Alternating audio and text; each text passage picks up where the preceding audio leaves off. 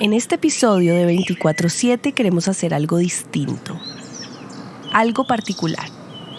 Vamos a seguir hablando de cómo podemos hacer que Bogotá sea una ciudad más habitable, una ciudad con mejor calidad de vida para que todos no solo podamos, sino queramos vivir aquí.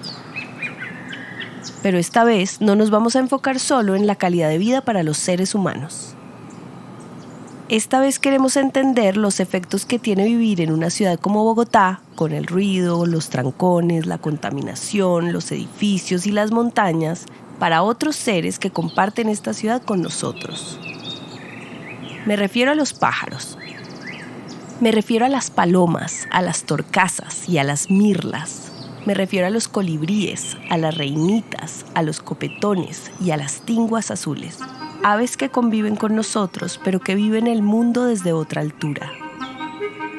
Porque las aves, a diferencia de los mamíferos, como son animales con un periodo de vida relativamente corto, si tú lo comparas con un mamífero, pues son animales que se adaptan.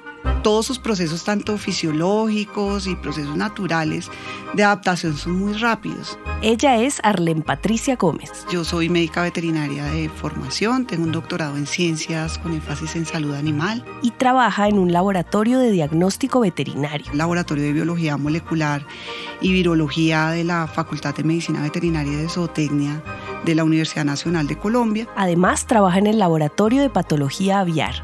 La profesora Arlen Patricia Gómez ha enfocado su carrera en el estudio de las aves, porque le parece fascinante la forma en la que se adaptan a los cambios. Yo he sido una amante de las adaptaciones de los animales a condiciones, incluso condiciones adversas. Y me sorprende mucho eso, ver cómo las aves se adaptan a todos esos cambios, a todos esos malos manejos que hacemos en las ciudades. Ellas se adaptan, por ejemplo, al incremento del ruido en algunas ciudades. Y sí se ha visto que las aves se han vuelto más madrugadoras. Así como lo oyen, las aves ahora madrugan más. Porque para ellas el canto es una manera de comunicación. Y esa comunicación se ve perturbada por el ruido de las ciudades. Entonces, ¿cuál ha sido su adaptación? Levantémonos más temprano y comuniquémonos antes de que arranque toda la dinámica de las ciudades. Es un ejemplo increíble de cómo las aves modifican sus comportamientos para adaptarse a las condiciones más difíciles. Y esa capacidad de adaptación rápida es muy importante en una ciudad porque si un entorno verde dentro de una ciudad se deteriora, las aves son casi de las primeras especies que empiezan a buscar nuevos nichos, incluso nuevos nichos fuera de las ciudades. Se van de las ciudades. Si la situación de su entorno empeora, se van. Solo ese dato nos puede dar pistas a nosotros, los humanos, de lo que nos puede también pasar a nosotros en ese mismo entorno. Por eso, como explica la profesora Arlen, pues cada vez es más creciente la literatura de las aves como bioindicadores de la salud ambiental de las ciudades. Bienvenidas y bienvenidos a este tercer episodio de 24/7, un proyecto que implementa métodos de investigación de inteligencia artificial y ciencia ciudadana para evaluar las transformaciones urbanas que pueden hacer que nuestras ciudades sean más sostenibles, accesibles y habitables. Este es un proyecto liderado por la Universidad Nacional y la Universidad de los Andes, con sus facultades de Medicina e Ingeniería. Insisto en que en este episodio vamos a hacer algo distinto. Además de hablar de aves y no solo de humanos, tendremos no uno sino dos invitados. Se trata de Arlen Patricia Gómez, profesora de la Universidad Nacional y a quien escucharon al principio, y a Ricardo Morales, profesor de la Universidad de los Andes. Ellos nos explicarán cómo factores medioambientales, como el ruido o la calidad del aire, pueden hacer que una ciudad como Bogotá sea más o menos habitable y saludable, no solo para los seres humanos, sino para otros seres que comparten la vida en la ciudad con nosotros. Como siempre, este proyecto tiene la carrera séptima como caso de estudio y por eso este podcast se llama 24/7. Bienvenidos. Ya les presenté a la profesora Arlen Patricia Gómez. Ahora quiero que conozcan al segundo invitado en este episodio. Yo soy Ricardo Morales, soy profesor del Departamento de Ingeniería Civil y Ambiental en el lado ambiental. Me dedico básicamente a investigar la calidad del aire y la contaminación en la atmósfera a muy diferentes escalas. Ricardo ha estudiado la atmósfera de todo el planeta, pero para este proyecto cambió su objeto de estudio a algo mucho más pequeño. Cuando analizamos la escala pequeña necesitamos es medir. Realmente lo que medimos es a cuánto material particulado está expuesta una persona, a cuánta hollín está expuesta una persona, y realmente el objetivo cuando lo hacemos a esa escala pequeña es tratar de entender qué se puede hacer para disminuir esa exposición a contaminación del aire. En este proyecto, Ricardo también estuvo a cargo de estudiar otro factor medioambiental clave para la carrera séptima: el ruido. Así es, medimos ruido también simultáneamente mientras medíamos los contaminantes del aire, y pues vimos un poco lo que esperábamos. Vemos unos picos que exceden con mucho los niveles como aceptables. Picos que exceden los niveles aceptables. Es decir, que la calidad del aire en la carrera séptima está mal. Bueno, pues un poco sorprendentemente mal. Perdón, quise decir que la calidad del aire en la carrera séptima está sorprendentemente mal. Yo esperaba que no fueran niveles tan altos, pero realmente encontramos unos niveles sustancialmente altos de contaminación. Ricardo dice que los resultados lo sorprendieron, porque antes de empezar el estudio, él pensó que la carrera séptima, al estar tan cerca de los cerros orientales, tenía que estar mejor, que no podía estar tan mal. Tal cual, así es. Las zonas más cercanas a los cerros son menos contaminadas. La razón no son propiamente los cerros, digámoslo así, sino el hecho de que ese es el margen oriental de la ciudad. Y climatológicamente, digamos, el viento siempre viene desde los cerros hacia la ciudad. Entonces nos llega un aire bastante limpio y se empieza a deteriorar muy rápidamente. Los investigadores usaron distintos equipos para medir la calidad del aire en la carrera séptima. En particular, lo que llaman hollín, ese material particulado negro oscuro que expulsan sobre todo buses y camiones. Y lo que hicimos fue hacer recorridos como cualquier ciudadano. Algunos iban caminando en los andenes del corredor, otros iban utilizando la ciclorruta, otros estaban simplemente tal cual simulando como si estuvieran esperando un bus en paraderos a lo largo del sector, y lo que encontramos fueron números altos, muy altos de contaminación. Pero también se dieron cuenta que hay unos sectores de la carrera séptima que están mucho peor que otros. Vemos unos sectores donde persistentemente la contaminación es más alta, como este bloque que empieza como cerca de la Universidad Javeriana hasta la calle 72, calle 76. Ese segmento presenta unos niveles particularmente altos de contaminación. Después hay una bajada en esa contaminación de ahí como hasta la calle 127, es notoriamente más bajo, y después vuelve y toma altos niveles de contaminación en el sector más al norte del corredor, como cerca del barrio El Codito y más allá. Las razones no son las mismas para cada uno de los sectores que menciona. En el sector de la Javeriana y Chapinero, realmente es porque es muy encerrado. Ahí creemos que lo que domina es ese efecto de cañón urbano. Cañón urbano, es decir, el efecto que causan los edificios altos que rodean al lado y lado una avenida y la transforman en una suerte de cañón que atrapa el aire que circula entre estos edificios. Entonces lo que emiten los carros allí básicamente se queda allí más tiempo. Lo opuesto ocurre desde la calle 72 hasta la calle 127. Donde hay menos de este efecto de cañón urbano, entonces el viento es capaz de llevarse estos contaminantes y no deja que se acumulen tanto en la ciudad, en ese entorno de la vía. En el último sector, en el sector del barrio El Codito, en el extremo nororiental de Bogotá, ocurre algo distinto. El tipo de vehículos cambia, entonces vemos más buses, más camiones, más volquetas, más vehículos pesados, y además se angosta la vía. A partir de la calle 187 se vuelve una vía de solo un carril de ida, un carril de vuelta. Aunque por factores distintos, la calidad del aire en este sector es también muy mala. Y pues por supuesto entonces las mediciones que hicimos, que son personas caminando en el andén adyacente a la vía, pues van a estar realmente pegados allí de los camiones, volquetas, y además hay también más material resuspendido, vemos más erosión en esa vía. Entonces estamos tratando de entender muy bien qué cosas afectan cada sector de la carrera séptima. En el caso del ruido, los resultados tampoco son alentadores. Lo que vimos fueron los niveles altos realmente, y pues eso sí es muy intuitivo para cualquier ciudadano. Apenas uno se acerca a una vía donde hay alto flujo de buses, de motos, el ruido es alto. Resultados malos en calidad del aire y resultados malos en contaminación por ruido.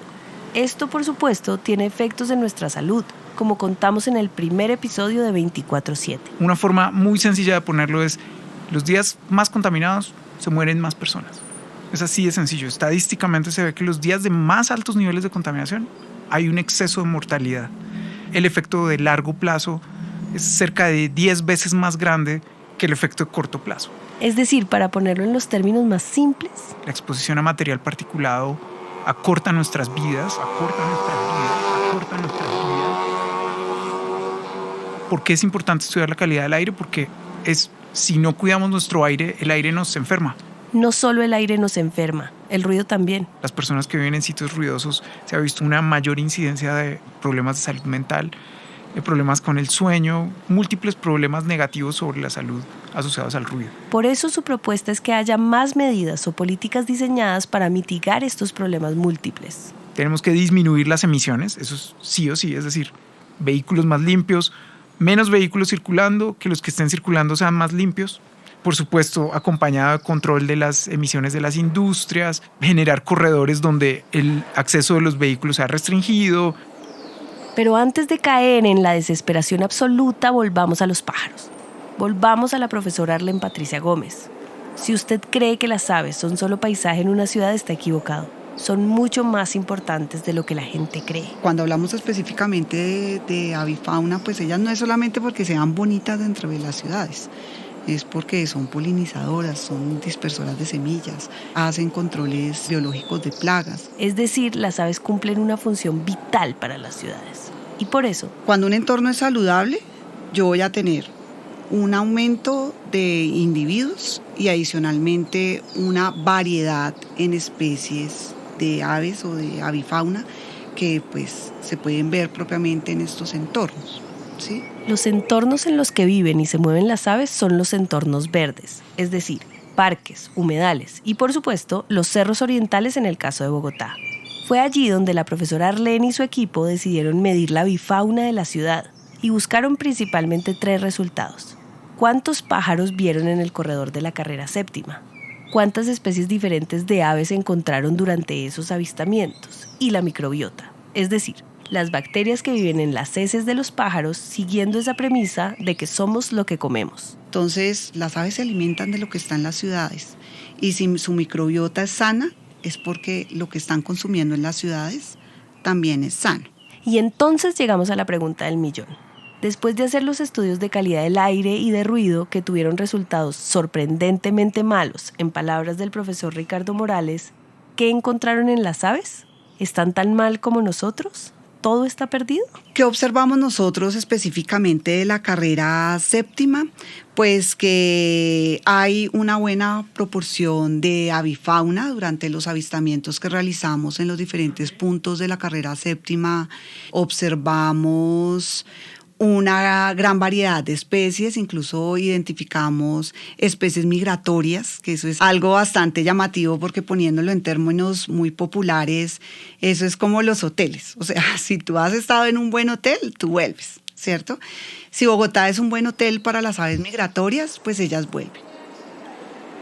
Básicamente lo que nos está mostrando es que Bogotá sigue teniendo, y particularmente el corredor de la séptima, sigue teniendo unas condiciones que favorecen que esas especies continúen y que no hayan buscado otros nichos que les ofrezcan unas mejores condiciones ecológicas.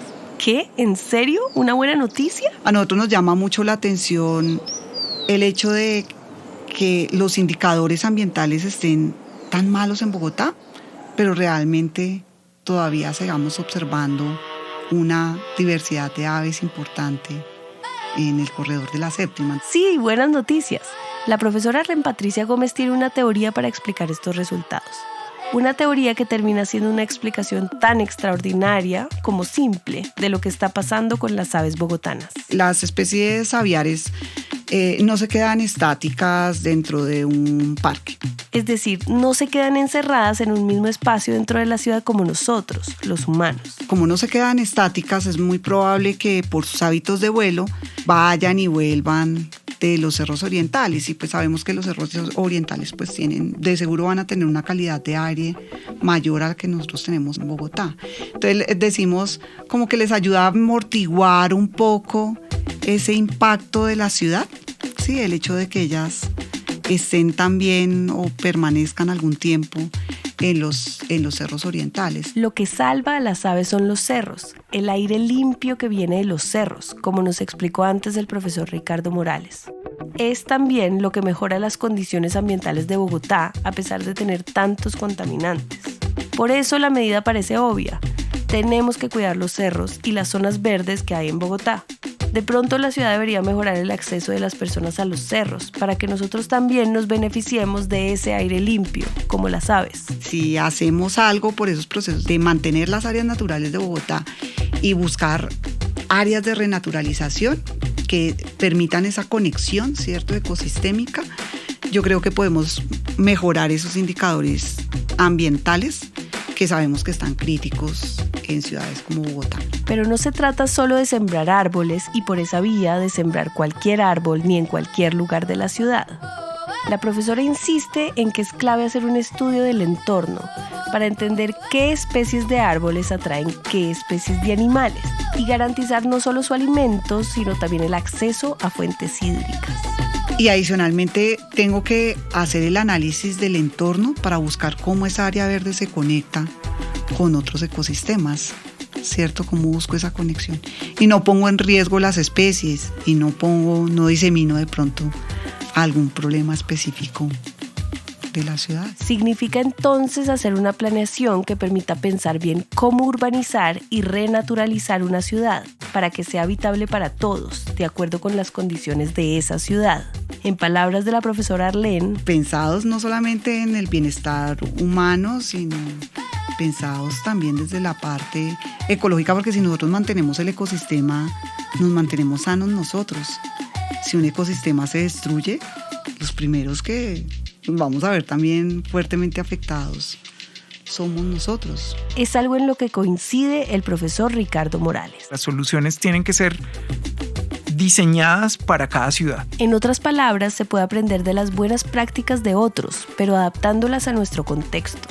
Agrega que entender el entorno es un requisito no solo para los tomadores de decisiones en una ciudad, sino para los mismos ciudadanos que viven en ella. Yo siento que a la ciudadanía un poco le falta entender mejor los impactos de sus acciones. Yo creo que si los ciudadanos supieran, yo creo que todos tienen claro en qué ciudad les gustaría vivir, que fuera más tranquila, más segura, más amigable, pero tal vez no sabemos cómo construirla. Y pues si supiéramos cómo nuestras acciones individuales aportan a ese imaginario de la ciudad en la que queremos vivir, yo pienso que eso podría hacer una diferencia bien grande. Gracias por escuchar este tercer episodio de 24/7. Este es un proyecto interdisciplinario entre profesores e investigadores de la Universidad de los Andes y la Universidad Nacional. Gracias también a los profesores Arlene Patricia Gómez y Ricardo Morales por aceptar estas entrevistas. Y gracias a usted por escucharnos. Nos vemos en el próximo episodio.